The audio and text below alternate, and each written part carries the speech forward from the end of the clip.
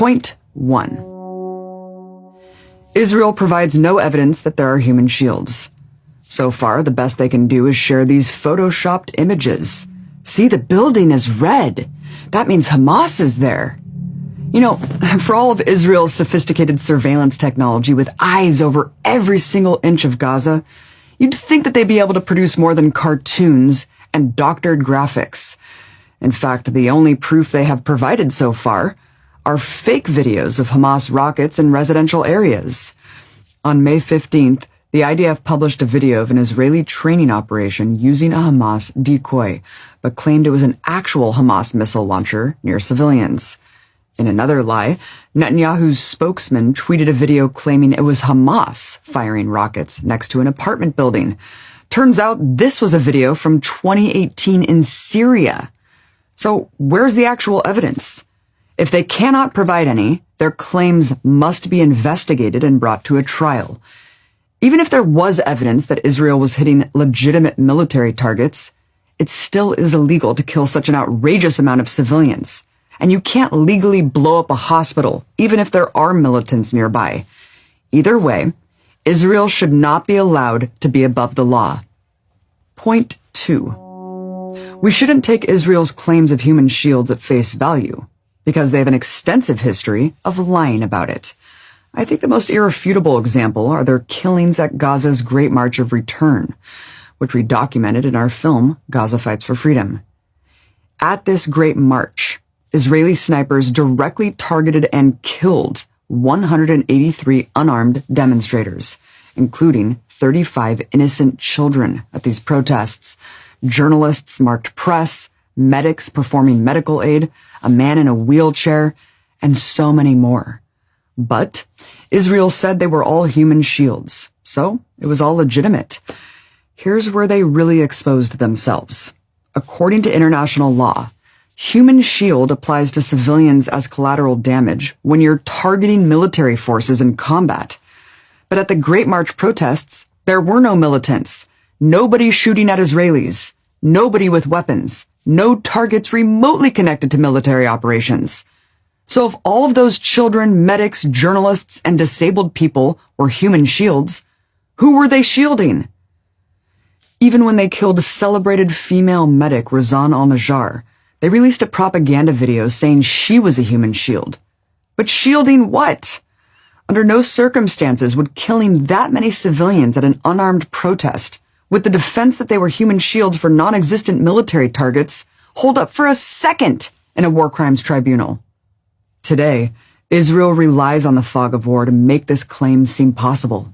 But just 2 years ago, Israel showed an irrefutable pattern of lying about human shields, and now they have zero credibility. Point 3. According to Israel's own definition of human shield, every man, woman, and child in Gaza is a human shield. They claim that anyone in the vicinity of not only Hamas missile sites, but Hamas offices, Hamas individuals, is a human shield. This includes Hamas members who are sleeping at home with their families and the surrounding houses. This includes anyone within a mile of any Hamas institution, which is literally all of the 2 million people who live there. Look, Hamas is the government of Gaza. Therefore, any civilian infrastructure is considered Hamas infrastructure, everything from transportation to healthcare. So anyone in the vicinity of those things or people can be killed with impunity. Even Israel's Minister of Defense confirmed that this is indeed their view, stating on May 18th that, quote, no person, area, or neighborhood in Gaza is immune from airstrikes. How is it in any way acceptable that Israel can categorize every human being in Gaza a legitimate target? And if you take Israel's logic far enough, they could kill everyone in Gaza, and it would be justified. Point 4. If you accept Israel's definition of human shield, then you have to accept that Israel is using human shields as well. Armed Israeli soldiers are everywhere among civilian areas. Not only that, but their military bases are nestled in densely populated residential areas. For example, the Israeli Defense Forces' main headquarters is smack dab in the middle of a residential sector of Tel Aviv and a major shopping center. Does anyone accuse Israel of using human shields? In another example, the Israeli army broadcasts from a residential apartment tower with antennas on the roof. If Hamas leveled that building, does anyone doubt it would be deemed a war crime? What we have here is a double standard. Israel wants the human shield defense for them to be any civilian they kill. But for any civilian killed by Hamas, it's a war crime. You know, the purpose of international laws of war is to create a standard that's applied to all sides equally. But Israel and the United States have a different view, that the rules only apply to their enemies. Point 5. If everyone in Gaza is a legitimate human shield, that's only because of Israel's own design. This is a situation of Israel's own making.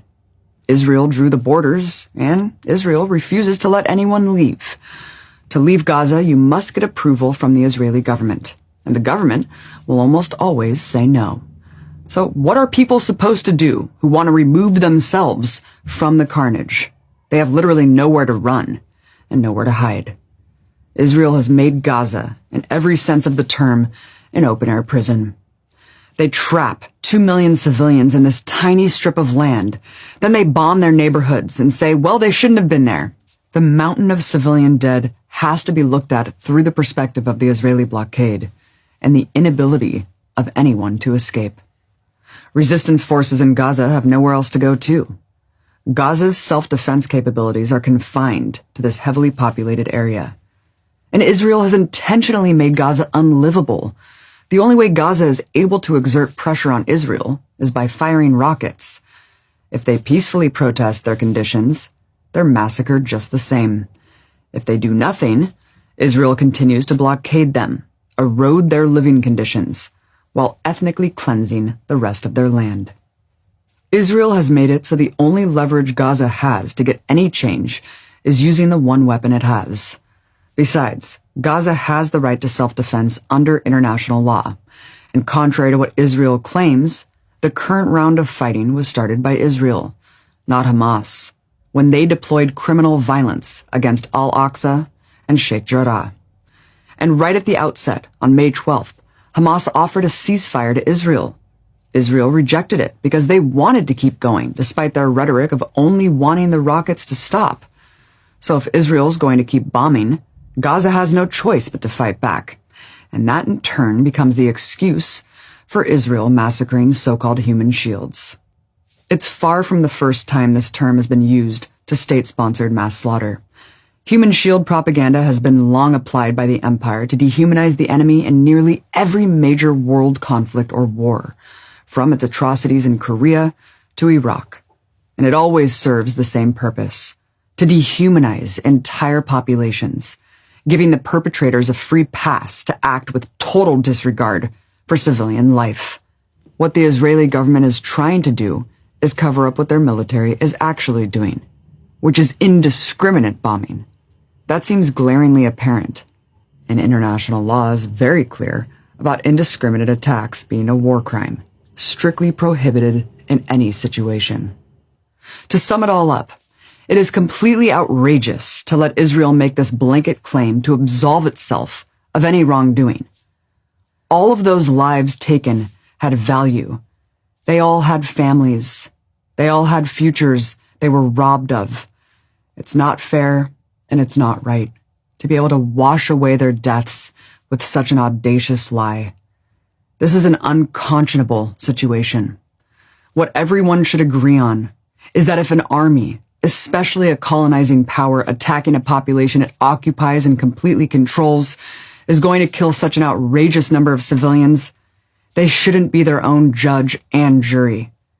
This is what war crimes tribunals are for, and that is exactly what Israel needs to face.